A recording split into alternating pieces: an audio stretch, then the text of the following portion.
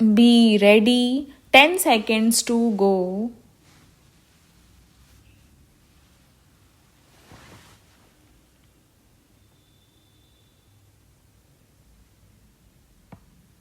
Start. Sir, I now come to the more important part of this bill, which is the heart of the bill, the core of the bill.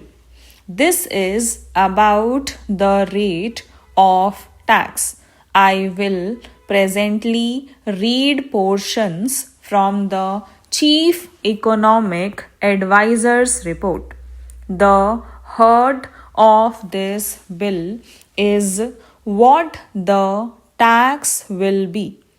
It is not a matter between the Union Finance Minister and the State Finance Ministers. There is a third line to the triangle, that is the people of this country. Every union finance minister wants to maximize revenues. Every state finance minister is under pressure to maximize revenues. There is nothing wrong with that. But please remember, we are dealing with an indirect tax. An indirect tax, by definition, is a regressive tax. Any indirect tax falls equally on the rich and poor. If you buy a soft drink bottle, whether a rich buys it or a poor man buys it, he pays the same excise duty on the soft drink bottle. That is why, world over, indirect taxes being regressive in nature, the trend is to keep them as low as possible. I am sure many members have read the Chief Economic Advisor's report. If not, I would urge you to please read it. The cover tells the story. In high income countries, the average GST rate is 16.8%.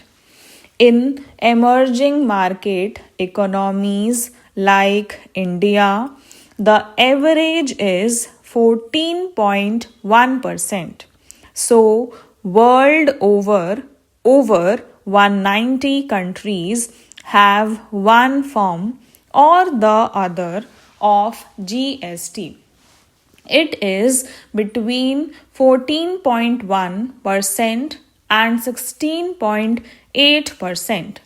The idea is, being an indirect tax, it should be kept as low as possible.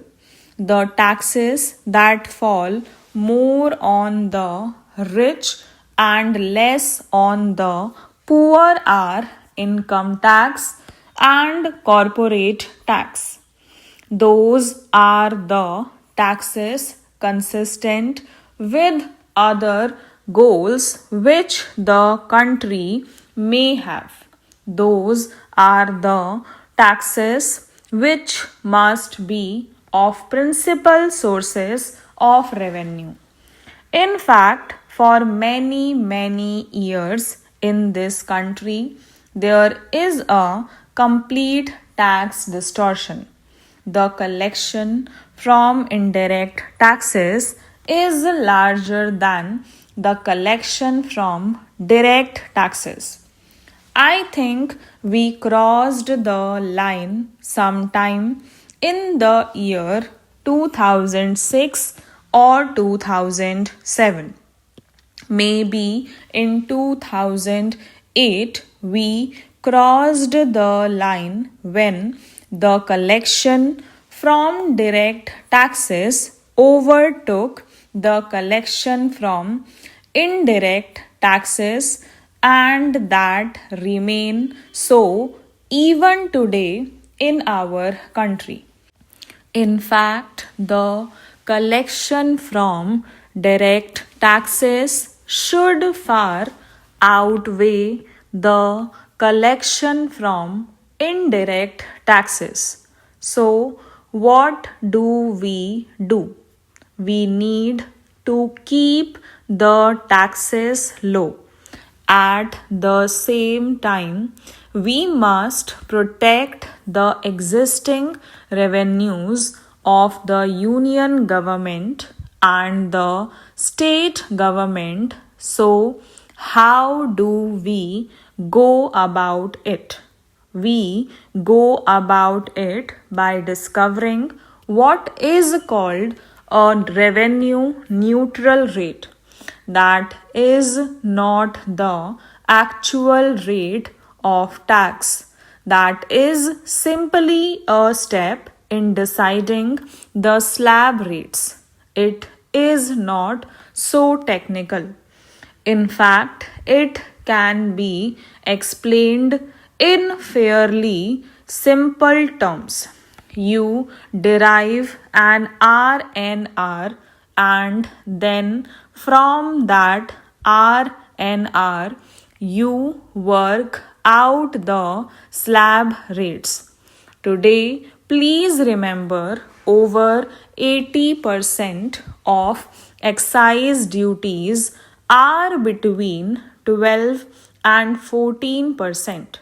Over 56% of VAT is in the range of about 13 to 14%. So, on an average, 70% of the goods have a tax incidence of about 13 to 14%. But there are huge tax losses because of an inefficient collection machinery, and a large number of goods escape taxes. They are neither captured by the union nor captured by the states, etc. etc.